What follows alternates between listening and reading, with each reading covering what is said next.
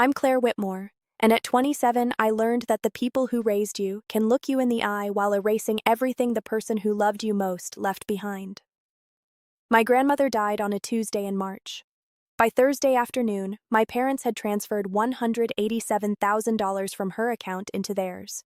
When I found the bank statements on the kitchen counter, my mother was making coffee. She glanced at me over the rim of her mug and said, "We deserve this, Claire. We put up with her for 43 years. That money was supposed to fund a scholarship at the university where my grandmother taught cryptography for 31 years. The paperwork sat in her desk drawer, signed and dated 4 months before the stroke that killed her. My parents knew. Every single word of her will outlined the plan. They transferred the funds anyway, then booked a cruise to the Greek islands and bought a Tesla. They did not attend her memorial service, said they needed time to process. 47 people came to that service. My parents were in Santorini, posting photos with cocktails that cost more than my rent. What I did not know then, what my grandmother had never told anyone except the colleague who handed me a sealed envelope 3 days after the funeral, was that those funds did not belong to her estate. That account was a honeypot. Grandma spent 26 years as an intelligence officer before she ever stood in front of a classroom. That money was tagged, tracked, and tied to a network my parents should never have touched. When they moved it, they activated a protocol she had designed specifically for this scenario. She knew exactly who they were. Turned out she had been preparing for their greed longer than I had been alive. Welcome back to Family Revenge Stories. If you've ever watched someone steal what was never theirs and wondered if silence could be sharper than screaming, you're in the right place. Drop a comment telling me where you're watching from. Be sure to subscribe. The house I grew up in sits on 2 acres outside Eugene, Oregon, where the Douglas firs grow so thick the afternoon light filters green through the branches even in winter. My father bought the property in 1998 with money from his first tech startup, back when he still worked for things instead of expecting them to arrive because of who he believed he was. The house itself is all windows and cedar siding, designed to look modest from the road but sprawling once you step inside. 5 bedrooms, 4 bathrooms, a kitchen my mother remodeled 3 times in 15 years because she could never settle on the right tile. My grandmother lived in the guest house out back, a small structure my father built for her in 2004 after my grandfather died. She paid for the construction. Wrote a check for $68,000 and never mentioned it again. My parents told people they built it for her, that they were taking care of family. At every dinner party, my mother would pour wine and say how hard it was, having an aging parent on the property, how much it demanded of her time and patience. My grandmother was 67 then, still teaching full-time, still running 5 miles every Sunday morning along the river trails. I have one younger brother. His name is Owen. From the time he was born, the air in that house bent around him. He was the smart one, the destined one, the child who would do something that mattered. I was 3 years older, quiet, good at math, better at disappearing into the background when my father started talking about legacy and achievement. Owen played lacrosse and got a full ride to Berkeley. My parents bought a brick with his name on it outside the athletics center, cost them $5,000. When I got a scholarship to Portland State for computer science, my mother said, "Well, that's practical," and went back to her phone. Grandma was the only person who showed up to my graduation. Drove herself up Interstate 5 in her old Volvo, brought flowers, took me to dinner at a place where we ate pasta, and she told me about the years she spent breaking codes for an agency whose name she still would not say out loud. She paid off my student loans that summer, $32,000, told me debt was a chain and she would not watch me drag it. My parents said she was playing favorites, that it was not fair to Owen, who had never needed that kind of help because he had made better choices. The favoritism in that house was not subtle. At Christmas, Owen's gifts came wrapped in expensive paper, piled high enough to block the bottom branches of the tree. My parents bought him a car when he turned 16, a used Jeep they spent weeks shopping for, comparing mileage and safety ratings. When I turned 16, my father handed me the keys to Grandma's Volvo and said she did not need it anymore now that she was cutting back on driving. She was 61. She drove herself everywhere until the day she died. She let me borrow the car because she knew I needed it, and my parents took credit for a generosity that was never theirs. Dinner in that house was theater.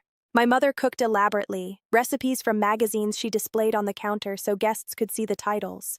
My father poured wine and held court, talking about markets and innovation and the inevitable collapse of systems that did not adapt.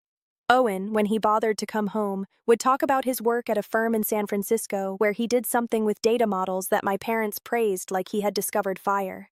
I worked as a systems analyst for a nonprofit that built cybersecurity infrastructure for rural hospitals. My mother once introduced me at a party as our daughter who works with computers. Grandma ate with us twice a week. She was polite, asked questions, listened to Owen's stories with the same attention she gave to mine. After dinner, she would walk back to the guest house and my mother would start clearing plates with more noise than necessary. The clatter of silverware, the rush of water, the theatrical sigh. Once my father said, "She could offer to help, after everything we do for her." My grandmother had paid for the roof over her head, covered her own utilities, and contributed $400 a month for groceries she barely touched. But reality never interrupted my father's narrative. The first time my mother said it out loud, we were sitting in the living room on a Sunday in October, 2 years before my grandmother died. Owen had just sent photos from a vacation in Japan. My mother scrolled through them on her iPad, cooing over temples and cherry blossoms. My grandmother was reading on the couch, a book about Cold War espionage that she had marked up with notes in the margins. My mother glanced at her and said, "Must be nice to have so much free time. Some of us are still working." Grandma was 73. She had retired the year before after 31 years teaching graduate students cryptographic theory. My mother managed a boutique clothing store 3 days a week, a job she treated like a hobby, and quit 14 months later because the owner asked her to work Saturdays. Grandma looked up from her book. Her expression did not change. She said, "Yes, I'm very lucky," and went back to reading. I watched my mother's jaw tighten. The silence in the room turned sharp.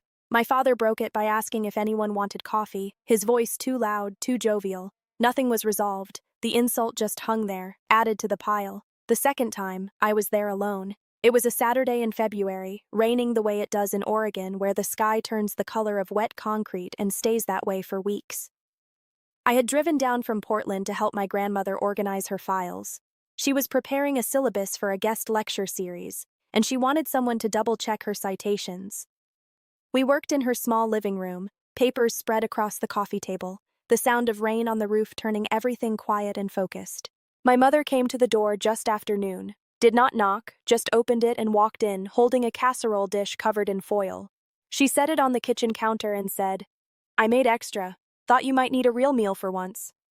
My grandmother was heating soup on the stove, homemade lentil, something she had cooked the night before with vegetables from the farmer's market. The smell filled the small space, earthy and warm.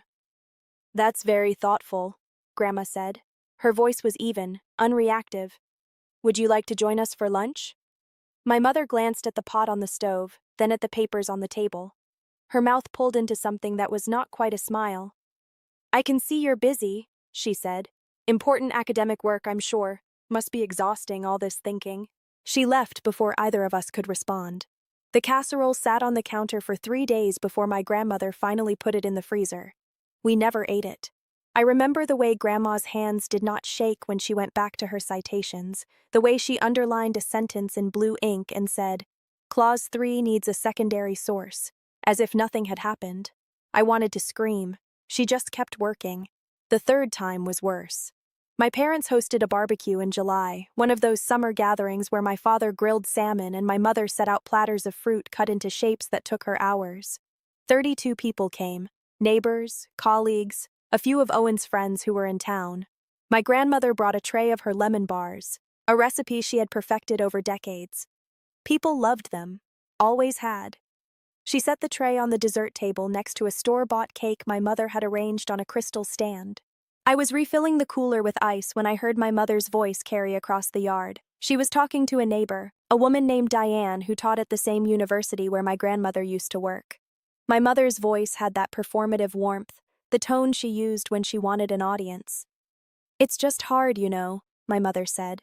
She's so used to being the center of attention.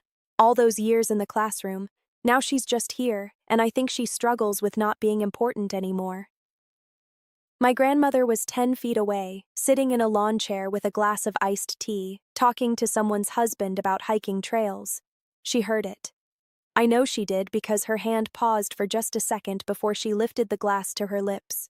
She did not turn around, did not correct the record, just kept talking about the trail to Tamilich Pool, her voice steady, describing the blue of the water like nothing else in the world mattered. I walked over to my mother, stood close enough that she had to acknowledge me. I said, "That's not true." My mother blinked at me. "What's not true, sweetheart?" "Grandma doesn't struggle with anything, and she's never needed to be the center of attention." Diane looked uncomfortable. My mother's smile hardened. "Claire, this is an adult conversation." I was 25. I had a degree and a job and a lease in my own name. But in that yard, under the Douglas firs with the smell of grilled fish and cut grass, I was still a child who did not know her place. I walked away, did not make a scene. My grandmother caught my eye across the yard and gave me the smallest nod, the kind of gesture that meant she saw me, that it was okay, that this was not a battle worth fighting in front of 32 people who would forget the whole afternoon by Monday. The fourth slight came in the form of money. My parents started asking my grandmother for loans in the summer before she died. Small amounts at first. $1,200 for a new dishwasher. $3,500 for property taxes they claimed came in higher than expected. My father had sold his second startup in 2009 for enough money to retire comfortably. But comfort was never enough. He invested in 3 separate ventures that collapsed, poured money into cryptocurrency, bought a timeshare in Bend that he used twice. By 2015, the money was thinning. By 2018, it was mostly gone. My grandmother wrote the checks, every single time. Did not lecture, did not ask for repayment plans, just signed her name in her careful script and handed them over. I found out because I was helping her organize her tax documents. The check register told the story. $1,200 in June, $3,500 in August, $8,000 in November, another $12,000 in January. I asked her why she kept giving them money. We were sitting at her kitchen table. She was drinking tea from a mug that said, "World's okayest grandma," something I had given her as a joke when I was in college. She looked at me over the rim of the mug.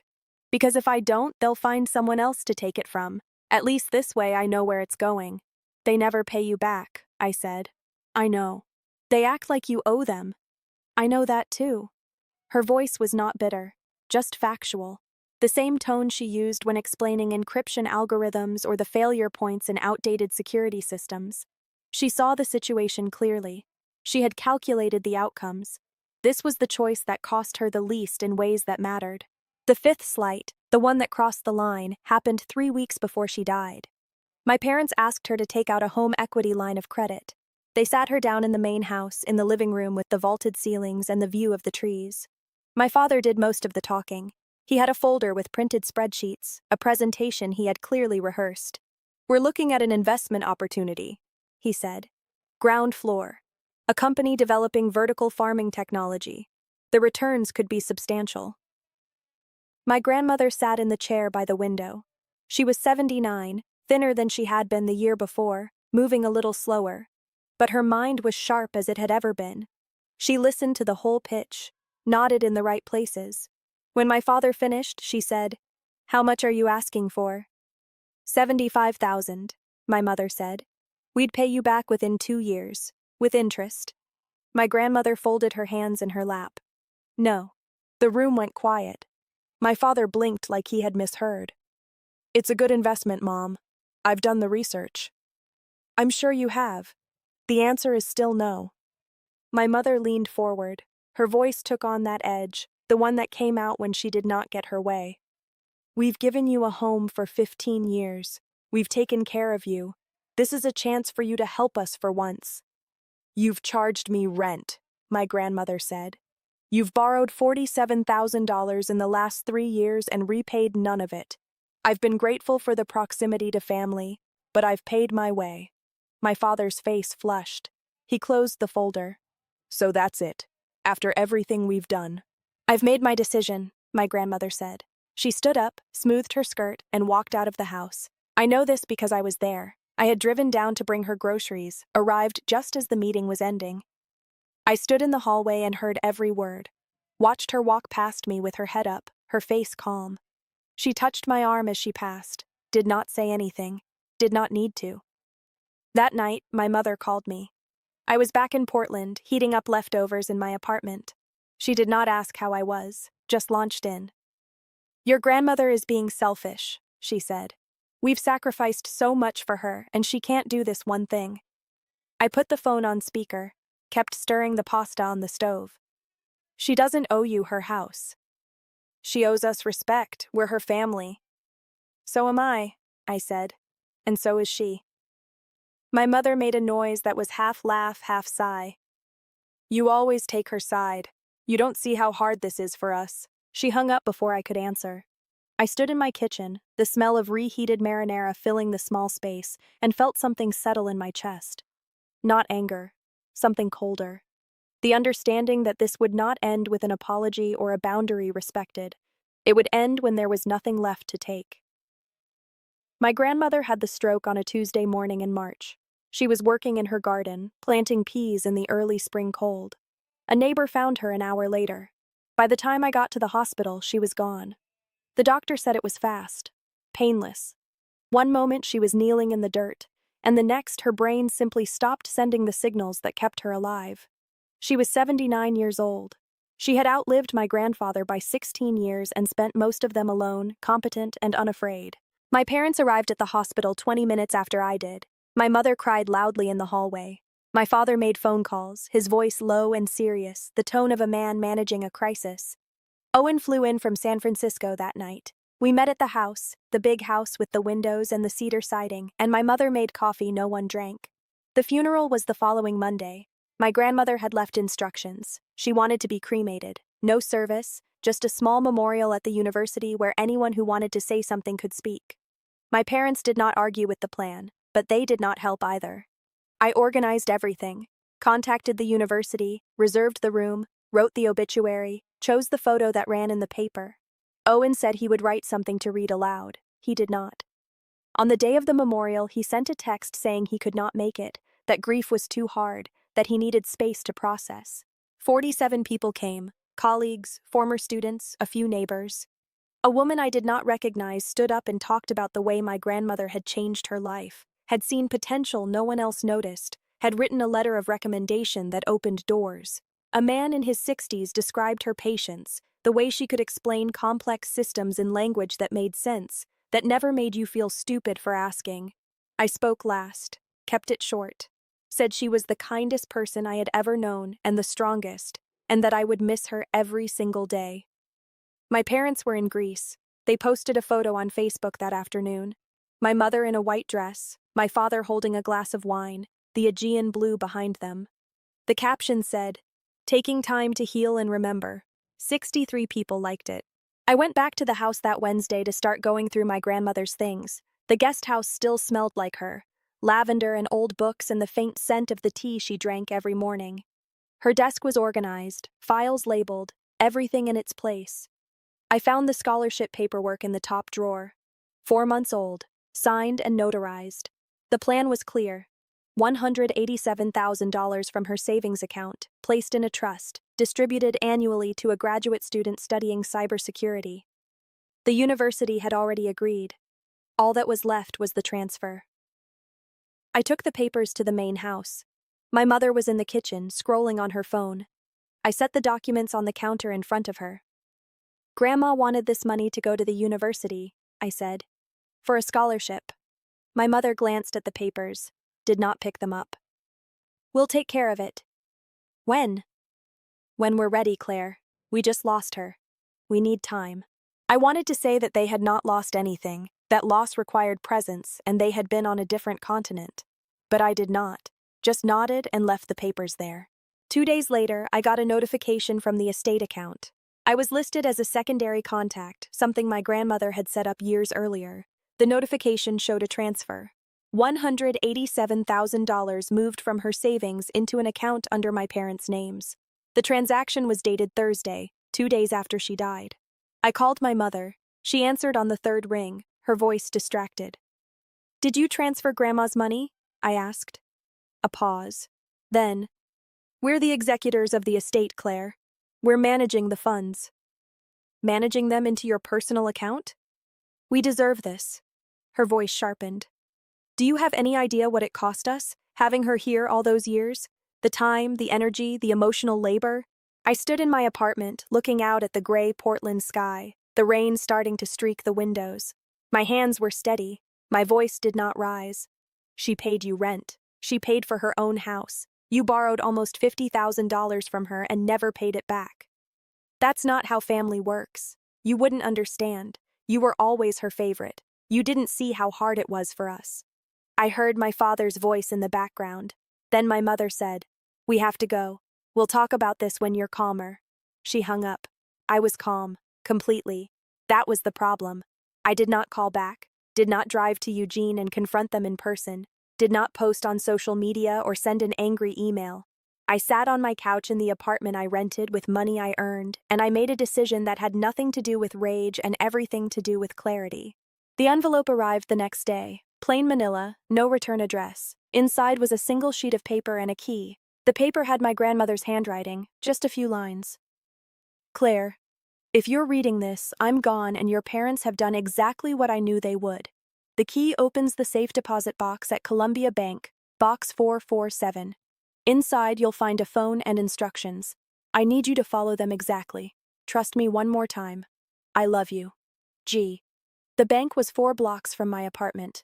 I walked there in the rain, the key in my pocket, my heart doing something strange and fast in my chest. The woman at the desk checked my ID, verified my name on the access list, and led me to the vault. Box 447 was small, narrow. Inside was a burner phone and a sealed letter. I took both to a coffee shop across the street, ordered something I did not drink, opened the letter. The handwriting was still hers, but the content was nothing I expected. "Claire, what I'm about to tell you cannot be shared with anyone except the person I will direct you to contact. For 26 years, before I ever taught a single class, I worked for an intelligence agency tracking financial networks used by criminal organizations. I helped build systems to monitor, trace, and collapse funding structures for groups most people only see in movies.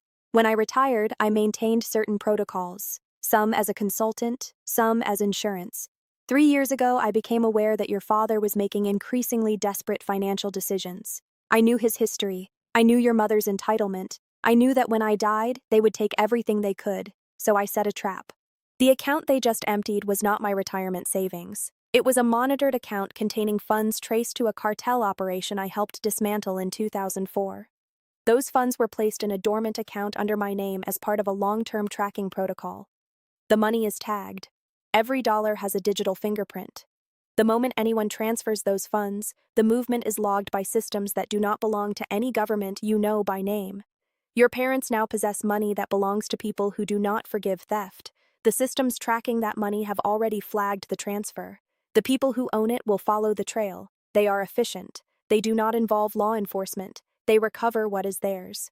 You have 2 choices. You can do nothing and let the situation resolve itself in ways I cannot predict and do not recommend. Or you can follow the protocol I have designed, which will alert the appropriate parties to your parents' location and ensure a controlled recovery that prioritizes retrieval over retribution. If you choose the second option, turn on the phone. There is one contact saved. Her name is Marcia Webb. Call her. She will know what to do. She was my handler for 18 years. She is the only person I trust with this. Whatever you choose, know that I did this not out of cruelty, but out of protection. Your parents would have destroyed you eventually. This way they destroy themselves. I'm sorry you have to carry this, but I know you're strong enough. All my love, Grandma." I read it 3 times. The coffee shop smelled like espresso and wet coats. Someone's laptop played music through headphones loud enough to hear the tinny beat. Outside, the rain kept falling. My hands did not shake. I turned on the phone. One contact. Marcia Webb. I pressed call. She answered on the second ring. "This is Marcia. My name is Claire Whitmore," I said. "My grandmother was. I know who she was. I've been waiting for your call. Are you somewhere private?" "Coffee shop." "Go home. Call me from there in 1 hour. Don't tell anyone you have that phone." She hung up. I walked back to my apartment. The rain soaked through my jacket. I did not care. I set a timer for 1 hour, sat on the couch, stared at the wall. When the timer went off, I called again. Marcia answered immediately. Her voice was clipped, professional. "Your grandmother set this protocol in motion 2 years ago. She knew your parents' financial situation. She knew their patterns. The account they accessed contains $187,000 in funds that were seized from a cartel operation in 2004 and placed under deep monitoring as part of a joint task force operation that officially ended in 2011. Unofficially, certain accounts remained active as bait for secondary actors. Your grandmother maintained oversight on this particular account as a contractor until her death. The money is marked. The transfer your parents made triggered an automatic alert to a monitoring network that includes both federal and non-federal entities. By non-federal, I mean the people who originally owned the money and have been waiting for any movement to trace it. Your parents have 3 days, maybe 4, before the location trace completes. When it does, a recovery team will be dispatched. These teams are not law enforcement. They operate outside legal structures. Their job is to retrieve the money and neutralize the people who took it. Do you understand what I'm telling you? My mouth was dry. Yes. Your grandmother designed a secondary protocol. If you choose to activate it, I will anonymously provide the IP address of your parents' computer to a specific network node monitored by cartel associates. This will expedite the trace and ensure the recovery happens in a controlled manner that prioritizes asset retrieval. The people sent will be professionals. They will enter, secure the funds, and leave. What happens to your parents depends entirely on whether they resist. And if I do nothing? The trace completes on its own. The outcome is the same, but the timeline is less predictable. There's a chance your parents move the money again, and this becomes messier. I closed my eyes, saw my mother's face at the barbecue, heard my father's voice asking my grandmother to mortgage her home, remembered every single time I had been dismissed, overlooked, erased. Then I thought of my grandmother, planting peas in the garden, building a trap for people she knew would take everything. "What do you need from me?" I asked. "Permission. This is your choice. Your grandmother gave you the option because she knew you would understand the weight." The apartment was quiet, just the hum of the refrigerator, the distant sound of traffic on the wet street. "Do it," I said. "Confirmed. The information will be transmitted within the hour. After that, events will move quickly. I recommend you stay in Portland. Do not contact your parents. Do not warn them. If they reach out to you, do not answer. You were never part of this. Do you understand?" "Yes." "One more thing. Your grandmother left a secondary account. It's clean, no ties to any operation, $50,000. She wanted you to have it for law school or whatever you choose. I'll send the account information to this phone. Use it well." She hung up. I sat on the couch for a long time, did not cry, did not feel victorious, just empty and clear, like a room after everything has been moved out. The call came on Saturday, not to me, to Owen. But he called me immediately, his voice high and frantic. "Claire, something happened at the house. Mom and Dad are... There were people, SUVs, I don't know what's going on. The police won't tell me anything." "Slow down," I said. My voice was steady. "What people?" "I don't know. Black SUVs. They surrounded the house last night. Someone broke down the door. Neighbors called the cops, but by the time anyone got there, the SUVs were gone. Mom and Dad are in the hospital. They're okay, I think, but they won't talk. The police are asking about money, about Grandma's estate. Claire, what is happening?" "I don't know," I said. "I'm in Portland. Can you come down?" "I don't think that's a good idea right now." Owen's voice cracked. "They're our parents." "I know who they are." I hung up, turned off my personal phone. The burner phone buzzed an hour later, a text from Marcia. "Recovery complete. $187,000 secured. No casualties. Your parents are cooperating with federal investigators regarding the source of the funds. They will likely face charges for handling stolen assets. You are not implicated. The secondary account is now active. Destroy this phone." I took the phone apart, removed the SIM card, smashed it with a hammer, threw the pieces in 3 different dumpsters across Portland. Then I went to work, answered emails, attended a meeting about firewall updates, ate lunch at my desk. When my supervisor asked if I was okay, I said I was fine, and I was. The news broke on Tuesday, not national, just local. A brief story in the Eugene Register Guard about a home invasion connected to a federal investigation into financial crimes. No names, just an acknowledgement that 2 individuals were cooperating with authorities. The article mentioned a deceased woman who had worked in intelligence, possible mishandling of estate funds tied to criminal assets. It was buried on page 7. Owen called me 16 times. I did not answer. My mother sent an email. The subject line said, "We need to talk." I deleted it without reading. On Wednesday, Marcia sent one final message to an encrypted email address she provided through the secondary account information. "Your parents have been charged with possession of stolen assets, conspiracy to commit wire fraud, and obstruction. They're claiming they didn't know the source of the funds. The federal prosecutor is not convinced. Your father is negotiating a plea. Your mother is refusing to cooperate. Either way, they're looking at significant fines and possible jail time. The house is being seized as part of the asset recovery. They'll lose everything. Thought you should know. Take care of yourself. Your grandmother was proud of you. M. I sat with that information for a full day. Felt the weight of it. The finality. Then I transferred $15,000 from the secondary account into a fund for the scholarship my grandmother had planned. Sent the information to the university with an anonymous note explaining the donation was in her name, for students studying cybersecurity. The university announced the scholarship 3 weeks later. They named it after her.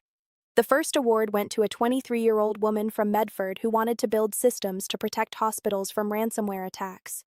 I used another $10,000 to pay off the last of my car. Put the rest in savings. My parents took a plea deal in July. My father got 18 months in a minimum security facility and a $200,000 fine.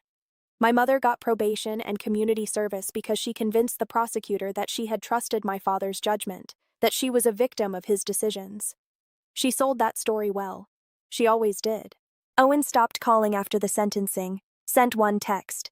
I don't understand how you can be so cold about this. I did not reply. The house sold at auction in September. A family from California bought it. They have 3 kids. I drove past it once, months later, and saw bikes in the driveway, a swing set in the yard. The guest house had new curtains. I have not spoken to my parents since the day I found the bank transfer. My mother sent a letter once, forwarded through Owen. It said I owed her a conversation, that family meant forgiveness, that I was being cruel. I burned it in my kitchen sink, watched the paper curl and blacken, felt nothing. Owen and I exchange emails twice a year, birthdays and holidays, surface-level updates. He's engaged now. I won't be invited to the wedding, that's fine. People ask me sometimes if I regret it. If I think about what might have happened if I had warned them, if I had given them a chance to return the money. The answer is no. Not because I'm heartless, but because my grandmother spent 79 years reading people and systems. She knew exactly who my parents were. She built a trap for thieves, and they walked into it with their eyes open and their hands out.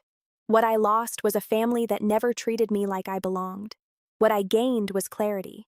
The understanding that loyalty is not the same as obligation, that sometimes the kindest thing you can do is step back and let people face the consequences they have spent a lifetime earning. My grandmother taught me codes and systems. She taught me that information is power and silence is a strategy. She taught me that the people who underestimate you are giving you the greatest advantage you will ever have. I think about her every time I see a lemon bar, every time I pass the river trail where she used to run, every time I solve a problem at work that no one else saw coming. She left me more than money. She left me a map for navigating a world that asks women to be soft and silent and grateful. She showed me that you can be all those things and still have teeth. I am 30 now. I live in Portland. I work with systems that protect people. I sleep well. I do not wonder if I did the right thing. I know I did, because my grandmother did not raise me to be kind to people who mistake kindness for weakness. She raised me to be smart, to see the board, to make the move that matters. And when the people who were supposed to love me decided I was worth less than money, I made sure they understood the cost of that choice, not with shouting, not with tears, with silence and a phone call and the patience to let a plan 26 years in the making do exactly what it was designed to do. I am Claire Whitmore, and I am my grandmother's granddaughter in every way that counts. Thank you for staying until the end. Your presence here matters. Hit subscribe. I'll see you in the next story.